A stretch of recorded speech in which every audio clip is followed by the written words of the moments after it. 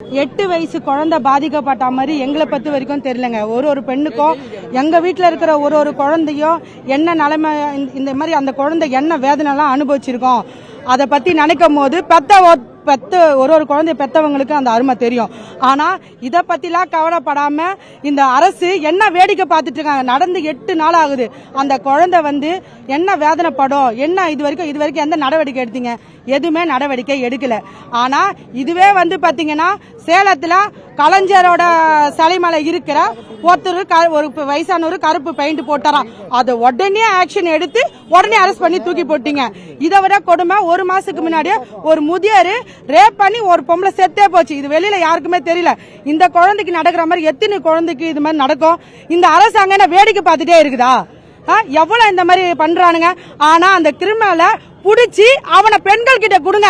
அதுக்கான தண்டனை இது வரைக்கும் அந்த பெண்கள் அவனுக்கு கொடுக்கிற தண்டனை இன்னொரு வாட்டி எவனுமே செய்யாத அளவுக்கு பெண்கள் நாங்களே கொடுப்போம். ஒரு வீட்டுல பெண் குழந்தை இருக்குதுங்க.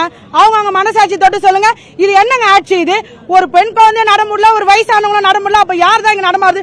அவரோட குடும்பம். அப்பா என்றாரு. இவர் அப்பா, இவருக்கு இந்த நாட்டுக்கு, இந்த தமிழ்நாட்டுக்கு கிடைச்ச ஒரு சாப கேடு. புரியுதுங்க? ஒரு பெண்கள் வாழ்க்கையில இப்படி வெசூர் ஆடுறாரு. ஒன் ஷாப் ஒரு பக்கம் கொல்ல, ஒரு பக்கம் பாத்தீங்கன்னா குழந்தைங்க ரேப் பண்ணிட்டு தனா வீட்டுல போறானுங்க. என்னங்க சிசிடிவி கேமரா அவன் உருவம் தெரியவே இல்லையா? யார் என்னன்னு பார்க்கவே முடியாதா? இதெல்லாம் என்னங்க நடக்குது? இதுக்கப்புறம் இவனுங்களுக்கு கொடுக்கிற தண்டனை வேற லெவல்ல இருக்கணுங்க. அதை மட்டும் தான் நான் சொல்றேன். என் பேர் ராஜினிங்க, திருவள்ளூர் மாவட்டம் செயலாளருங்க. என்னோட அந்த குழந்தையோட வேதனை அவங்க அம்மா சொல்லும் போது எங்களால அந்த வேதனையை ஏத்துக்கவே முடியல.